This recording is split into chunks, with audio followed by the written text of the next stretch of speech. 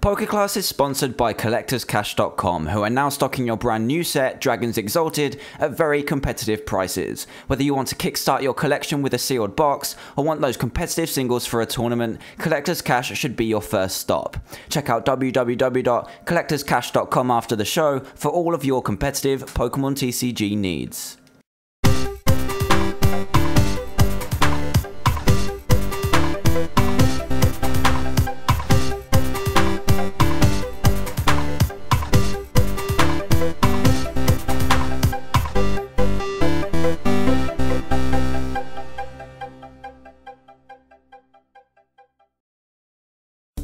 Hey everybody, and welcome to episode 87 of PokeClass, and this week we're taking a break from the meta and going over a rogue deck that has actually made a slight name for itself over the initial Battle Roads tournament in the US. Over the first weekend of Battle Roads, this deck took the first 3 tournaments undefeated out of nowhere, and who did it feature? Darkrai? No. Hydreigon? No. Electric? No. None of the above, and none of what you expect. It was Ho-Oh. That's right, Ho-Oh managed to go undefeated on 3 consecutive days in a single area in the US, which not only proves it didn't just win by fluke, but shows that the deck has some kind of sustenance in the competitive format at the moment. But where do we start with it when everyone thought it was one of the worst EXs from the set? Well, let's take a look at what Ho-Oh actually does before passing judgment on the guy. So as you can see, Ho-Oh is a Fire-type EX with an underwhelming 160 HP, a single ability and attack, as well as an expected weakness to water and an okay resistance to fighting. So just glancing over the card, it doesn't seem too interesting, but we all know that when there's an ability, there's a strange deck waiting to be uncovered, so let's take a look.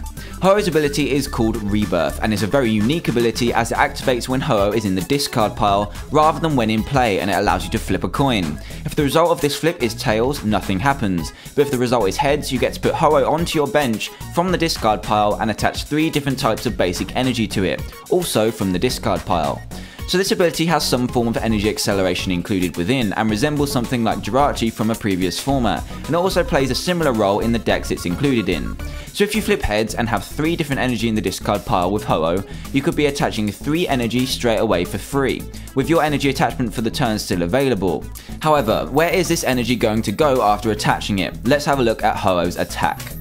Rainbow Burn is a really simple and pretty bog standard attack, to be honest. It costs 3 colourless energy, which bodes well with its ability that requires you to attach different types of energy to use it, and for this you get to do 20 damage plus 20 more for each different type of energy attached, which makes the ability make a little bit more sense. However, this attack is actually really lackluster, because if you add together the different types of energy you can attach through Rebirth, you're only doing 80 damage. Even with another energy attachment of a different type, you're hitting for 100 and leaving yourself wide open to a Mewtwo's X-Ball. So why has it been doing so well?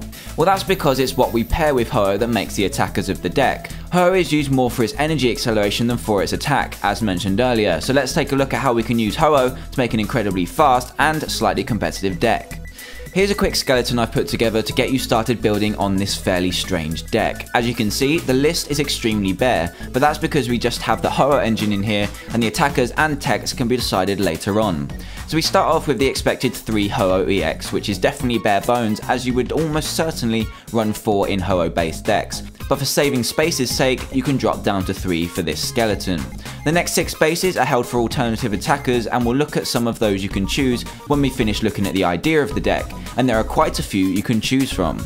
Onto the trainers cards, and we have a somewhat standard 4 Juniper, 4 N and 4 Bianca or Cheren, followed up by the main cards in the deck that work with Ho-Oh, Ultra Ball and Energy Switch.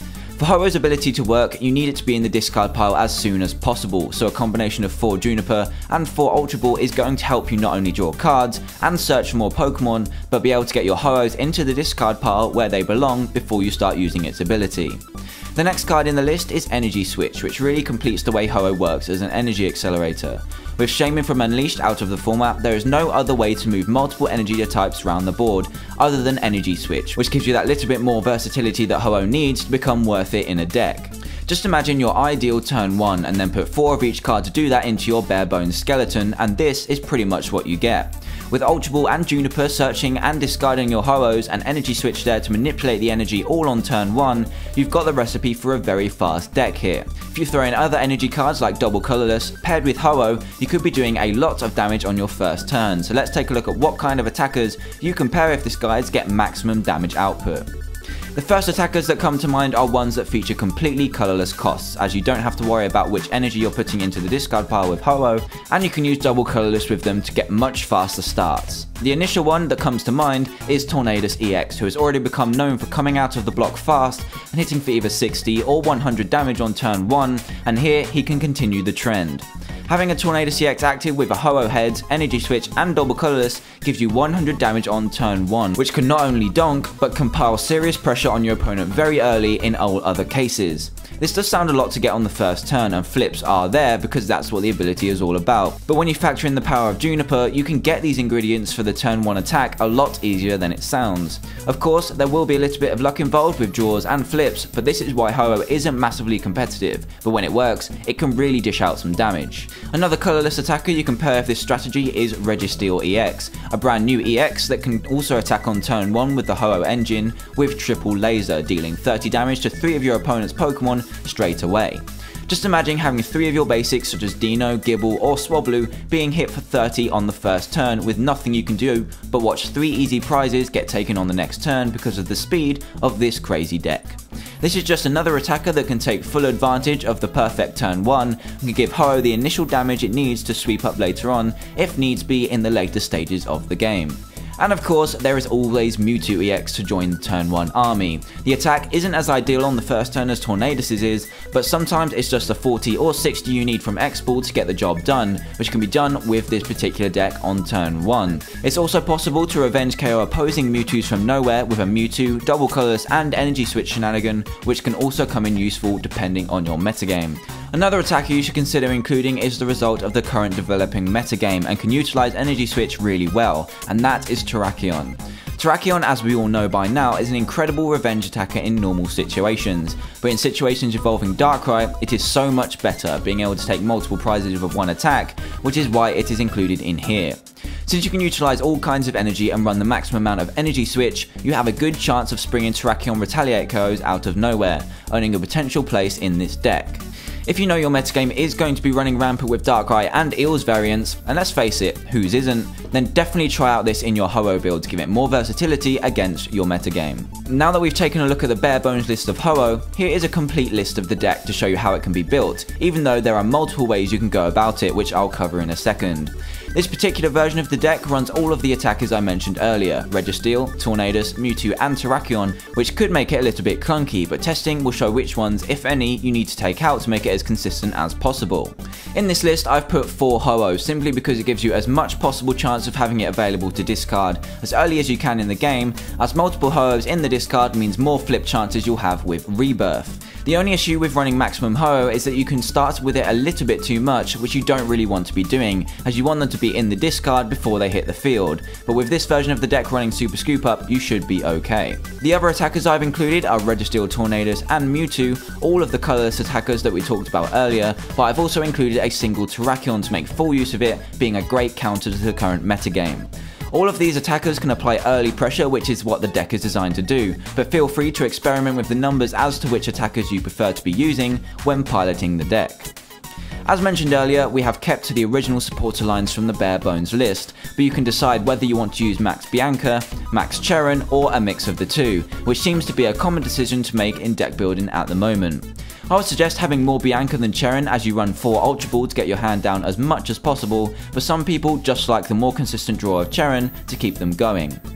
Up next are the 2 cards we have already discussed in great detail, Ultra Ball and Energy Switch, both of which give you the discard and versatility that you need to keep Ho-Oh and your attackers going strong throughout the game. And next are the standard 4 Pokemon Catcher, which makes sure you can select the target you want when you're taking those early KOs with Tornadus or Mewtwo, and keeps the pressure on early when getting rid of early threats. And after that you have 4 Switch, which is definitely needed as you have attackers that have very high retreat costs, such as Terrakion and Registeel, and you need to get those out of the active position after they become your opponent's capture targets.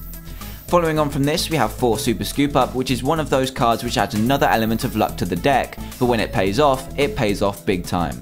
All of your attackers have a lot of HP and need to utilize double colorless, so by running Super Scoop Up, you have the chance to deny your opponent those double prizes that take so much to get, and you can also save your double colorless before they hit the discard pile, as they are very important to keep attackers coming thick and fast.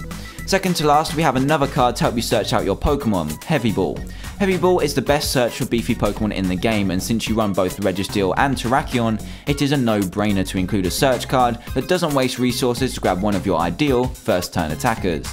And finally, we have two of either Experience Share or Tool Scrapper, and I've included a small decision in here because I'm not really a fan of EXP Share anymore, even though it does make a lot of sense to put it in this kind of deck.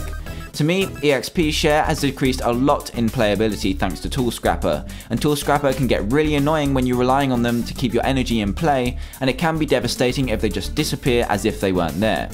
Also bear in mind that Ho-Oh ideally wants energy in the discard pile to get as big as a rebirth as possible, and don't get me wrong, EXP Share is a great card to keep energy and attackers in play, just keep those two things in mind when deciding to play it in your list.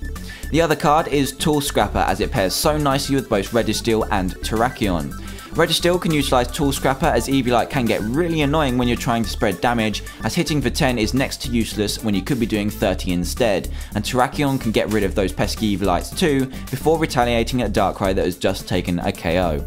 Personally, I would choose Tool Scrapper, but try out both and see what you think. Other options you have to fill these two spaces are Eviolite, as you do run lots of beefy basics, Enhanced Hammer to take care of those blend energy in the format, and you can also play some alternative attackers, such as regular Tornadus or Sigilif, all of which have their own uses in certain metagames. To finish off, we have 14 energy, which includes 4 double colorless, 3 fighting energy, and 7 in combination of all other energy in the game. There are more fighting in here, as you do run Terrakion and want access to that as much as possible, but if you decide to take Terrakion out, you could go for more metal to make use of Registeel's attack, or more psychic to use Side Drive every once in a while. The choice is up to you. And there you have a fairly lengthy episode on one of the most unique decks in the current format. There is a bit of luck involved in this one, and what kind of rogue deck doesn't nowadays, but it is competitive and it is winning in various locations all over the world. This deck is incredibly fun to play, so try it out, as you may want to take it for a spin at your local battle roads before they finish. And that is it for this week's episode of PokeClass. Thank you all for watching, and please hit that like button if you did enjoy the episode. Leave a comment down below on how you feel about the deck and any ideas you have, and please subscribe if you haven't already. Thanks again everyone for watching, and I'll see you all next time.